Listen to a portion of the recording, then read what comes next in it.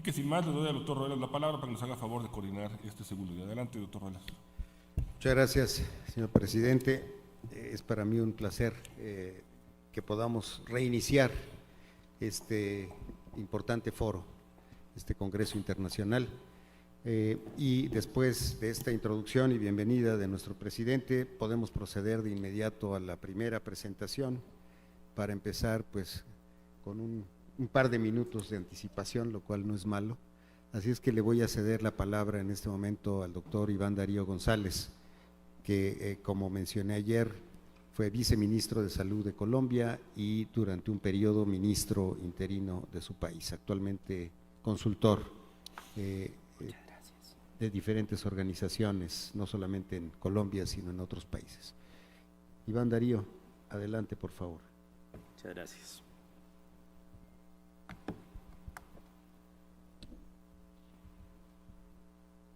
Bueno, muchas gracias por la invitación, presidente. Un gusto estar acá en la Academia Nacional de Medicina en México, doctor Ruelas, al doctor Carrillo y a todos los invitados de esta mañana, las personas que están acá en la sala y quienes siguen desde afuera el proceso. El reto ha sido grande y lo que he tratado de hacer es condensar 20 preguntas en 30 minutos. Entonces les voy a contar la forma como lo hicimos con un equipo maravilloso y aprovecho para dar un saludo a las personas que desde Colombia nos siguen, pues quizá algunos lo sepan. Un saludo muy especial a Octavio también. En Colombia estamos en un proceso de reforma muy profundo, muy complejo en todo sentido. Entonces este ejercicio que ustedes han liderado realmente tiene interés allá. De modo que quiero empezar con una frase que utilicé ayer, es una frase que he aprendido de un gran amigo, el doctor Juan Pablo Uribe, exministro de Salud. Dice que los sistemas de salud son un reflejo de las sociedades que los diseñan, los organizan, los administran y los utilizan. Y es muy difícil aislarnos de ese contexto, por eso podemos aprender de Suecia o de Chile o de Colombia, pero lo mejor para México sin duda va a ser hecho en México, porque es de los mexicanos para los mexicanos. Para quienes no están familiarizados, Colombia es un país de alrededor de 52 millones de personas colombianas y recientemente con un influjo migratorio que suma unos 2 millones adicionales de nuestros hermanos de Venezuela. Tenemos alrededor de 32 departamentos, 6 distritos y 1.100 municipios, en una estructura compleja, creo que así, porque la mayoría de la población se ubica sobre la sierra y en la periferia hay mucha selva y poblaciones muy marginadas. De modo que Colombia es muy diversa, con muchísimos grupos distintos de razas, minorías, con complejidades atravesadas por todo tipo de violencia y por una selva exuberante y hermosa que hace muy difícil acceder a todos los territorios. Tenemos además, si ustedes miran abajo, una población que solo voy a concentrarme en esta última columna. En el año 93 teníamos 3.2% de nuestra población era mayor de 65 años. Hoy el 15% es mayor de 65 años y en pocos años cerca del 30% estará siendo mayor de 35 años. Más o menos la carga de la enfermedad es muy parecida a la que ocupa países que están en la transición demográfica y en la transición epidemiológica. Entonces tenemos todas las enfermedades transmisibles, pero al mismo tiempo tenemos las enfermedades crónicas no transmisibles, problemas asociados a los temas de salud materna y de la mujer, el tema de salud infantil, la salud ambiental. Hoy estamos en una emergencia dramática con más de 40 focos de incendio en Colombia y las ciudades con muy mala calidad del aire por el fenómeno del Niño que ha resecado los bosques, pero además temas de agua. 8.000 personas mueren en Colombia debido a accidentalidad vial o a incidentalidad vial. El consumo de sustancias psicoactivas, durante mucho tiempo producíamos sustancias, hemos tenido que reconocer que también las consumimos y es un problema de salud pública. El tema de salud mental con la depresión, la violencia, etcétera. El tema del HIV El tema asociado al cáncer, aquí hay algunos de los principales, pero es una condición que está creciendo en Colombia, y tenemos que mencionar la tensión que genera la salud migrante, las personas que llegan con desnutrición, con embarazos no controlados, con bajas tasas de vacunación. Entonces, ¿cómo estamos organizados? Si quiero devolverme 30 años para recordar a un fabuloso cantante dominicano que es Juan Luis Guerra, que decía que en Latinoamérica era más fácil cruzar el Niágara en bicicleta que acceder a servicios de salud. Esa era la historia nuestra hace 30 años. Entonces, la cobertura era del solo 31% con un seguro social, una seguridad social que se basaba en el empleo, no contemplaba familiares ni otros beneficiarios, un subsistema público sin incentivos, toda la plata eran subsidios a la oferta o el seguro social, y de 100 pesos que tenía Colombia entonces, 50 pesos se iban para el seguro social, que solo albergaba a cerca del 30% de la población. Era tremendamente inequitativo. Había múltiples subsistemas y cada año teníamos más costos, pero menos servicios, es decir, íbamos al revés de lo que debíamos ir. Y eso condujo a que hiciéramos una reforma, y es un poco lo que queremos compartir con ustedes el día de hoy.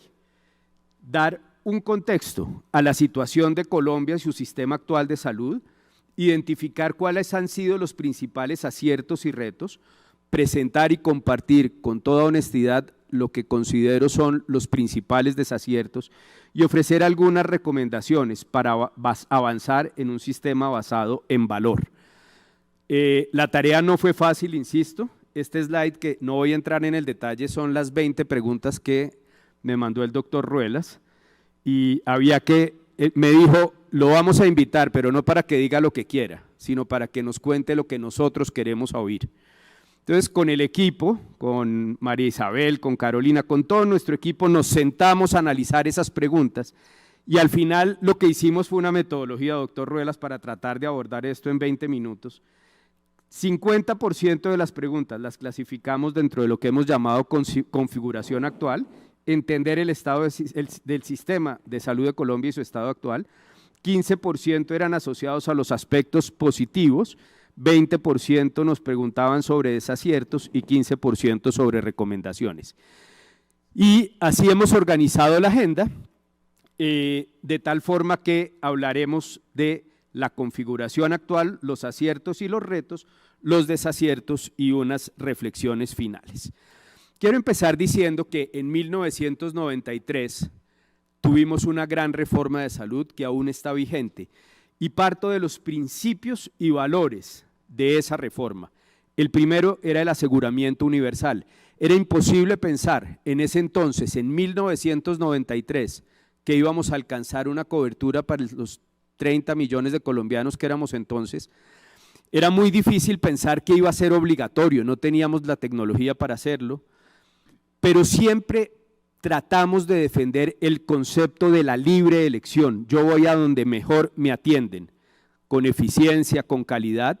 Colombia es una república y solo tiene dos sistemas grandemente descentralizados, la salud y la educación, que lo manejan los gobernadores, los alcaldes con sus secretarios de salud. Por eso les decía, son 32 departamentos y 1.100 municipios y 6 distritos. Cada uno de ellos es relativamente autónomo en la forma como maneja la salud.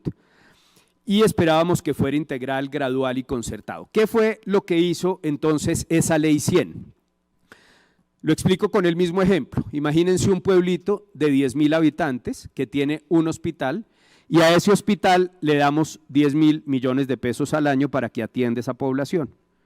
Eso era un subsidio a la oferta, un subsidio al hospital. Entonces, lo que dijo la ley 100 es, vamos a reducir esos subsidios a la oferta, y en vez de darle 10.000 millones de pesos al hospital, le vamos a dar 1 millón de pesos a cada uno de los 10.000 habitantes. Es la misma plata, pero no se la voy a dar al hospital, se la voy a dar a la persona. Por lo tanto, creamos un modelo que básicamente determinó una protección financiera, y a nombre de cada uno de los colombianos que están afiliados al sistema, Hay una cuenta en el Ministerio de Salud y el Ministerio de Hacienda con su número de cédula que vale $300 al año. Si no los uso, los usa alguien más, por eso es solidario, pero si desafortunadamente tengo un cáncer y mi atención vale $100.000, esos $300 se vuelven 100.000. Ha sido realmente interesante. Para eso creamos entonces 3 grandes roles: a los ciudadanos, las empresas promotoras de salud, EPS, que son aseguradores, y los hospitales que prestaban servicios de salud y se llaman instituciones prestadoras de servicios. ¿Cuál era el gran beneficio y el gran objetivo para los ciudadanos? Su libertad de elección. Usted ya no tiene que ir al hospital de su pueblo al que yo le doy 10.000 millones de pesos. Yo le voy a dar a usted 1 millón de pesos para que usted vaya al mejor hospital posible.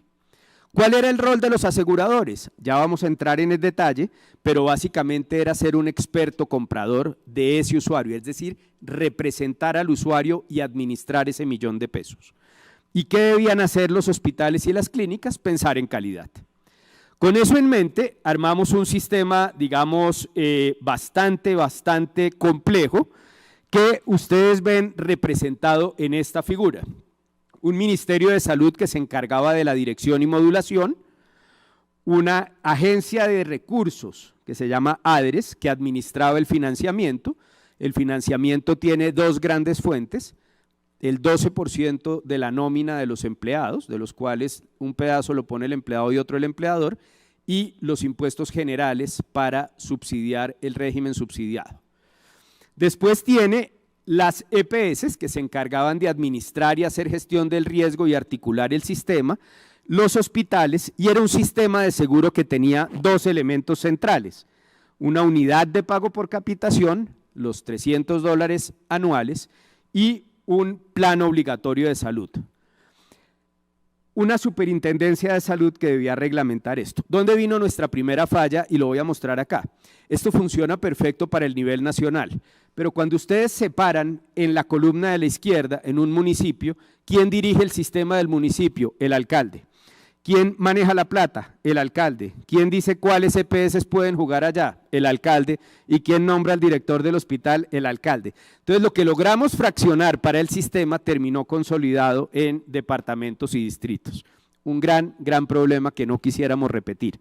Miremos entonces cuáles fueron las funciones de estos aseguradores. En primer lugar, la de administrar el riesgo financiero, es decir, con $300 por persona, cada asegurador debía asegurar que le dieran su plan obligatorio de salud, pero además ser la agencia del usuario, moverlo por el sistema, representarlo ante los hospitales.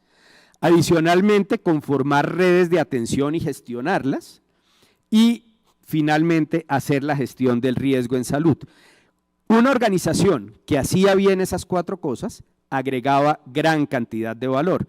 Acá ven ustedes algunos ejemplos de esas funciones. Entonces ellos afilian a la gente, recaudan las cotizaciones, y ahí ustedes ven, no voy a entrar en el detalle del proceso. Al igual que en otros países de América Latina, el hospital público colombiano es muy relevante en las regiones, no solo porque es el empleador más grande en muchos lugares del país, sino porque tiene bastante influencia política. Por lo tanto, dejar de darle los 10.000 millones de pesos a los hospitales era complejo, y el despegue del sistema, como ustedes ven ahí, fue difícil. Sin embargo, alrededor del año 2000, revisamos esa reforma con el gobierno que llegó entonces, y dijeron, bueno, vamos a dejarle plata a los hospitales o se la vamos a dar a la gente, y el gobierno de ese entonces dijo, vamos a dársela a la gente. Aceleraron. Y miren que hoy nuestra cobertura es superior al 99%, incluidos los 52 millones de colombianos y cerca de 1.800.000 personas de Venezuela que hemos adoptado. La mitad, en color gris, son personas sin capacidad de pago, subsidiadas a través de impuestos generales, y la otra mitad, en color azul, son personas del régimen contributivo. Los planes son iguales para ambos, simplemente la fuente de financiación es distinta. Y ven unos colorcitos en azul pequeño, que son 4 regímenes especiales. Los maestros, el magisterio, que son además el sindicato más robusto en Colombia, hay uno más poderoso que es el de Ecopetrol, la empresa petrolera, y esos dos sindicatos tienen su propio sistema de salud que es muy superior al de la mayoría de los colombianos. Están las fuerzas militares y de policía y por supuesto, por respeto a los padres de nuestra patria, ellos como padres de la patria tienen su propio sistema de salud que cubre mucho más que lo de Ecopetrol, lo de las fuerzas militares y lo de todo porque son, ustedes saben, los padres de la patria. Muy bien, acá ven algunos indicadores de proceso. Entonces, mientras Colombia tiene un crecimiento de 0,7 de la población, Inglaterra o Gran Bretaña está bajando, Japón está bajando, Estados Unidos ha empezado a bajar, México crece al 0,6. Lo que hicimos fue traer los países que habían invitado ustedes desde la academia para que tuvieran una comparación siendo tan distintos. Nosotros tenemos 1.4 enfermeras por 1000 habitantes, ustedes ven los números, el siguiente es México que nos duplica, tenemos 1.7 camas por 1000 habitantes, miren los números, México está un poco por debajo que nosotros, tenemos 2.4 médicos igual a México por 1000 habitantes. Por lo tanto, digamos que somos países relativamente similares en algunas cosas. Ahora miremos nuestros resultados. La esperanza de vida al nacer en Colombia, de acuerdo con el Banco Mundial, es de 73, miren otros países, México 70, miren otros países. La tasa de mortalidad infantil está en 11, igual Colombia que México, miren los otros países. Nuestra tasa de mortalidad materna es vergonzosa, dramática y se ha deteriorado después de la pandemia. Miren los otros países, México con 59, y la inmunización contra sarampión, pues estamos similares, después de la pandemia se bajó. A pesar de esos resultados, quiero ir metiéndome al penúltimo momento de esta conversación, y es cuáles han sido los aspectos positivos del sistema de salud. Primero, hoy tenemos un aseguramiento universal con protección de riesgo financiero para el 99.6% de los colombianos. Es decir, logramos el aseguramiento universal. Mientras el gasto de bolsillo en América Latina está alrededor del 40%, en Colombia las familias solo gastan el 14% de su propio bolsillo para el sistema de salud. Hemos empoderado a la participación ciudadana con múltiples organizaciones de la sociedad civil. Nuestro gasto en salud, que era del 3.5% del Producto Interno Bruto en el 93, hoy es del 7.5% aproximadamente.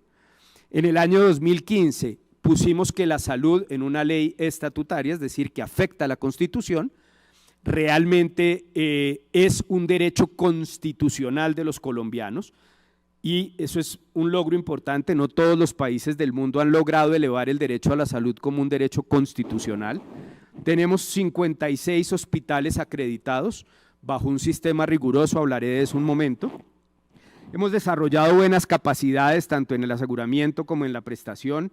Tenemos un gran modelo de solidaridad entre sanos y enfermos y entre personas con capacidad de pago y personas sin capacidad de pago.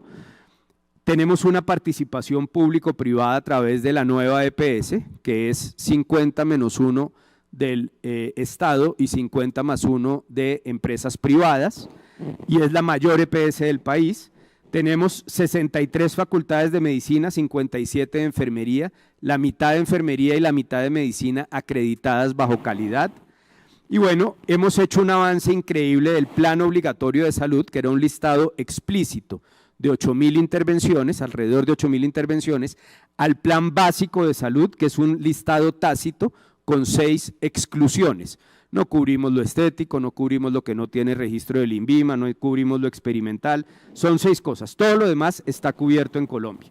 Por lo tanto, son avances increíbles para un país de ingreso medio y los avances más notables en el sistema de salud, en los sistemas sociales de nuestro país. Vamos entonces a mirar algunos de los elementos que quisiéramos resaltar. El primero es la atención primaria en salud. Tomamos todos los elementos de atención primaria y empezamos a trabajar en ello con el Banco Mundial.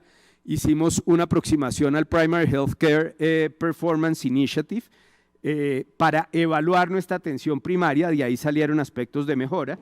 Hemos trabajado bastante en determinantes sociales con muchísimos retos todavía. Cerca del 30 al 40% de nuestros municipios no tienen agua potable hoy, enero 26 de 2024. Primero montamos un modelo de atención integral en salud, lo llevamos al territorio y sobre ese hicimos una evolución en el modelo de acción integral territorial a través de los 8 bloques constructivos de un sistema de salud: el aseguramiento, la salud pública, la prestación, el talento humano, la financiación, el enfoque diferencial, el trabajo intersectorial y la gobernanza. Y ese trabajo nos permitió llegar a esos 1000 municipios y avanzar. Ahí llegó la pandemia y lo hemos perdido un poco. Pero Colombia tiene un avance relevante en atención primaria. No lo decimos nosotros, lo dijo ese estudio del PHCPI que está disponible para el que quiera conocerlo. ¿Cómo hacemos la articulación de redes? En Colombia hay múltiples pagadores que son las EPS y cada EPS articula la red como considera. Tenemos 932 hospitales públicos, de los cuales 793 son de primer nivel, 112 de segundo y 27 de tercero. Estos son de alcaldes, estos son de gobernadores. Y las EPS contratan con esos hospitales públicos para que les den servicios a sus afiliados, pero incorporan cerca de 2.400 hospitales y clínicas privadas que hay en el país. Entonces, un afiliado a una EPS puede tener una red que combina lo público y lo privado. Yo puedo empezar en una región aislada en el hospital público y si tienen que hacerme una radioterapia, me trasladan a Bogotá para que me hagan la radioterapia en un hospital privado. Eso sucede.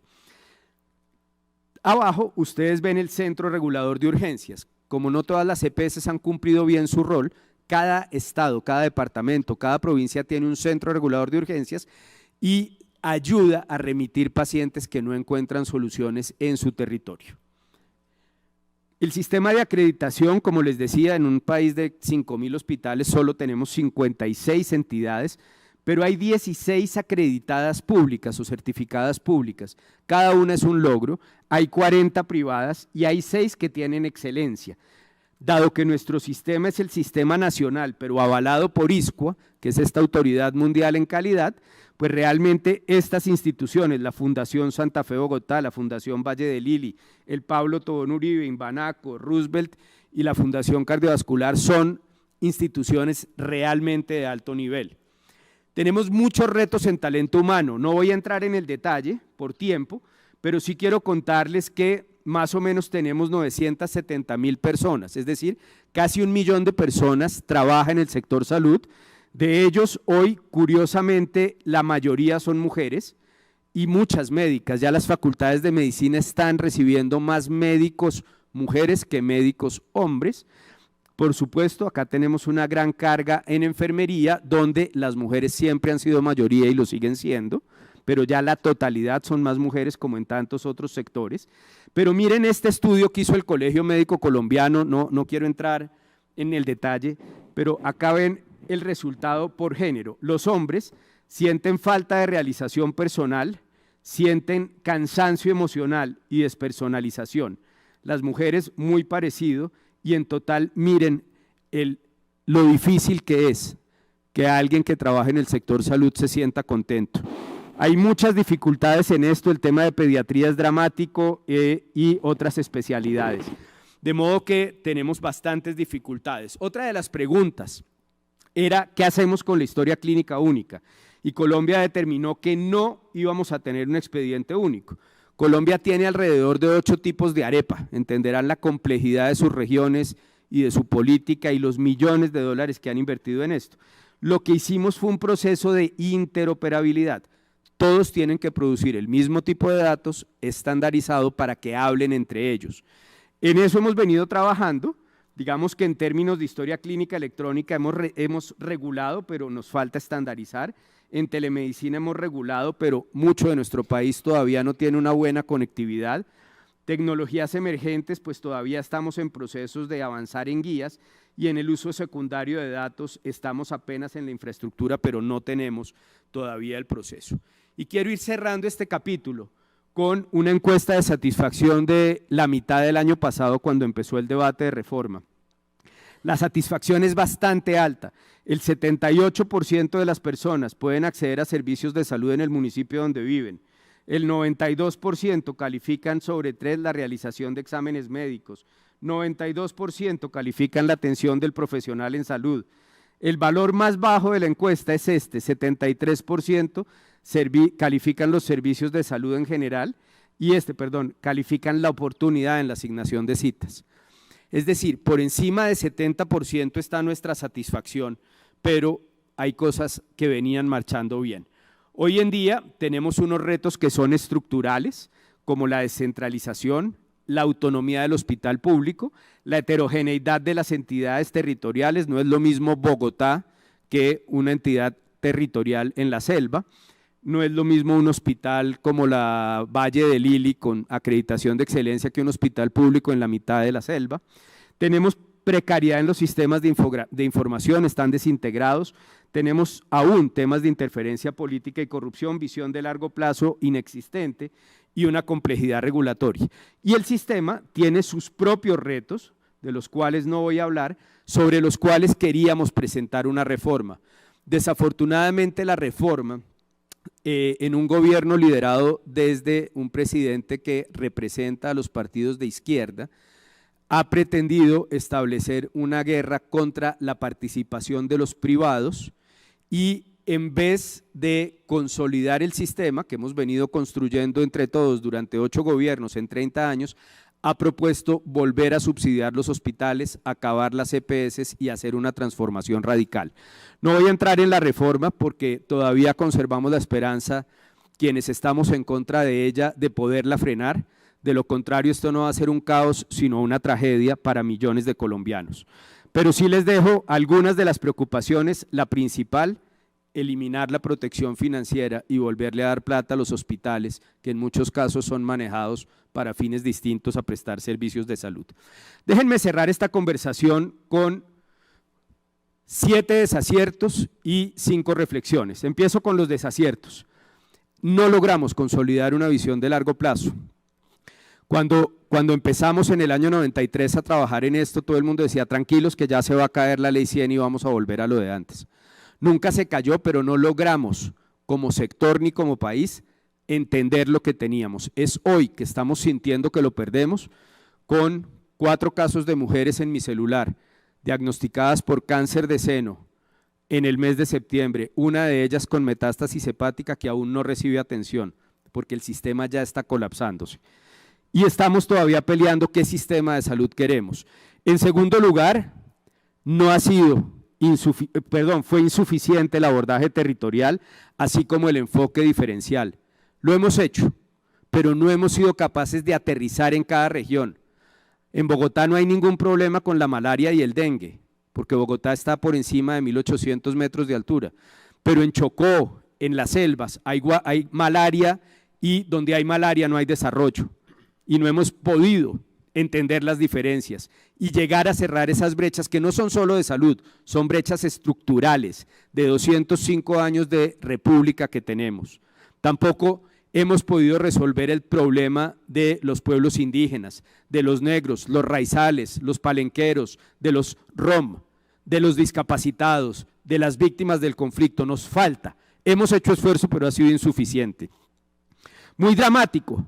Pensamos que la salud resolvía todo y entonces tenemos carencias enormes en determinantes sociales. Lo dije hace un tiempo, más del 30% de nuestros municipios sin agua, pero además con problemas de vivienda, de ingreso, de transporte, con mala calidad del aire. Y todo lo recibe el sistema de salud. Cada día, hoy 40 incendios, Bogotá está en emergencia, están cerrados algunos colegios, la gente está enferma. Y quien resuelve eso no es la Secretaría de Ambiente previniendo el incendio, sino nuestros consultorios y nuestras urgencias, curándole a la gente el asma.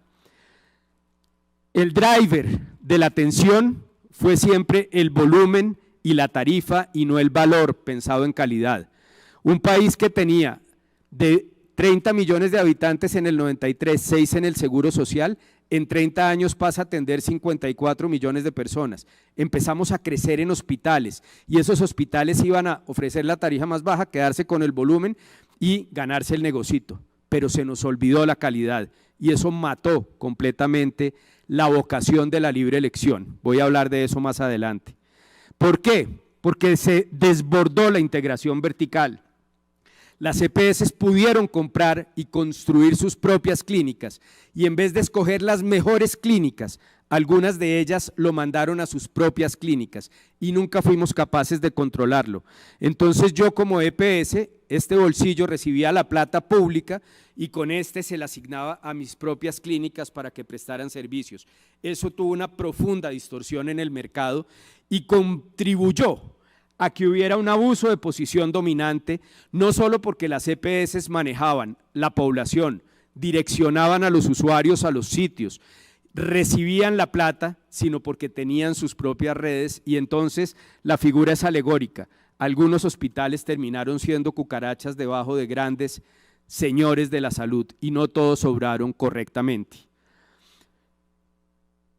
Hubo alta interferencia política y corrupción y hoy estamos abocados a un tema de reforma complejo, difícil y que nos va a quitar probablemente mucho de lo que hemos construido. ¿Qué hemos aprendido? Y quiero dedicarle entonces estos últimos 3 minutos a eso. Primero, la quíntuple meta. Hemos hablado ayer y hoy de basado en valor. El valor tiene diferentes dimensiones, está la de Porter, por ejemplo, y algunas otras de las que se habló ayer, pero a mí cada vez me gusta más la del Instituto de Mejoramiento, el IHI, que empezó con la triple meta y hoy habla de la quíntuple meta. ¿Qué es la quíntuple meta? Mejores desenlaces en salud, cumplir las expectativas de las personas, el bienestar del talento humano, una pequeña adaptación criolla, sostenibilidad financiera y promover la equidad. Construir el sistema basado en el valor. Con el ministro Juan Pablo Uribe trabajamos durante 2 años a través de la quíntuple meta y para cada uno de esos objetivos teníamos planes específicos. Pero creo que lo segundo que debemos hacer es repensar la definición de salud y ampliar el concepto de bienestar. Hoy vamos a vivir, si todo sale como se espera, vamos a vivir más cerca a los 90 años que a los 70. Y creo que es muy importante entender qué queremos. Cuando a un niño le duele la barriga no lo llevamos al gastroenterólogo, lo llevamos al pediatra. ¿Cuáles son las condiciones que vamos a permitir llamar enfermedad?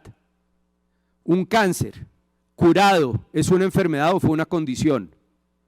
Porque en esto, y lo decía ayer un poco cínicamente, la calvicie es una enfermedad, afecta mi autoestima. Entonces, ¿el Estado tendrá que pagarme algo para que me salgan pelos o pagarme la cirugía? Difícil.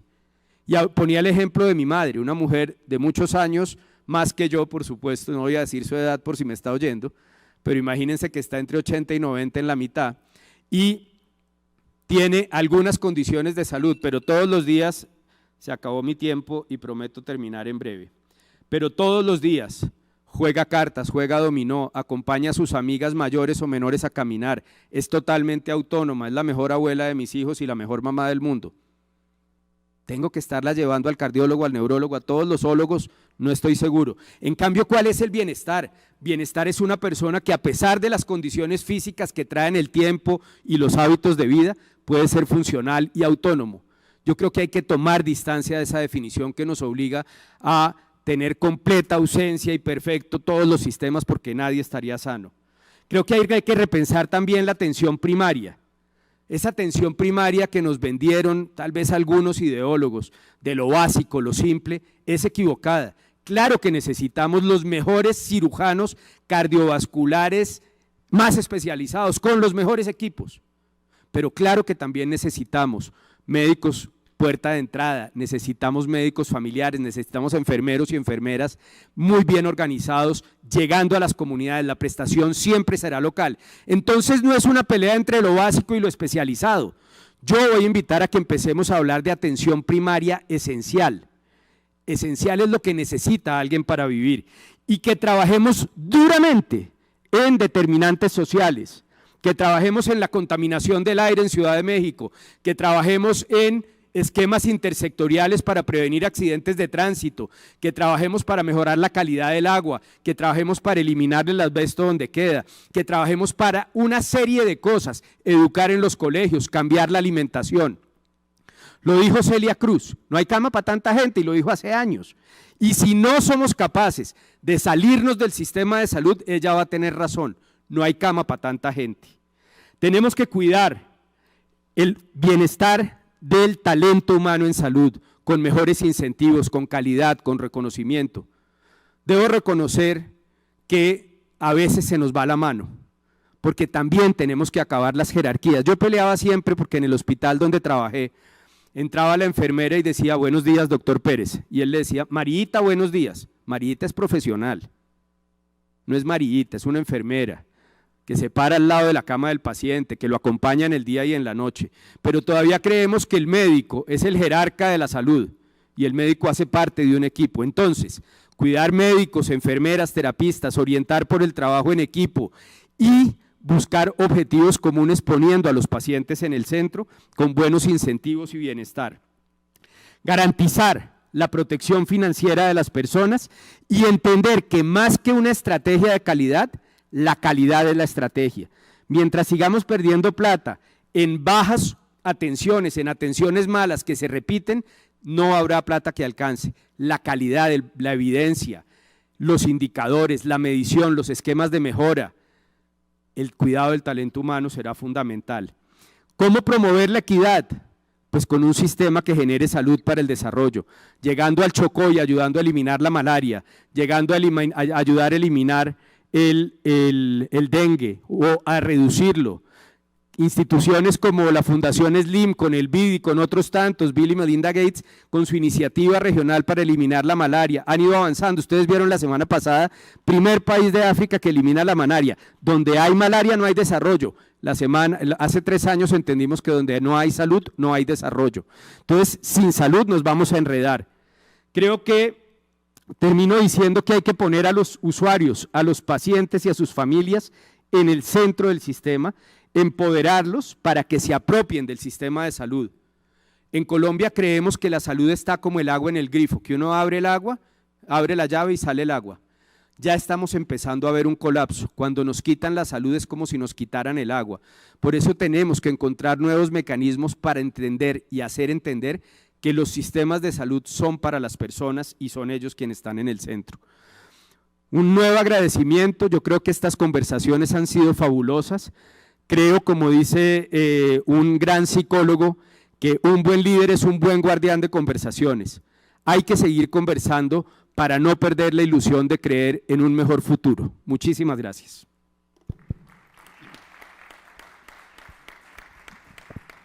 Muchas gracias, Iván, por tu presentación inspiradora y clara.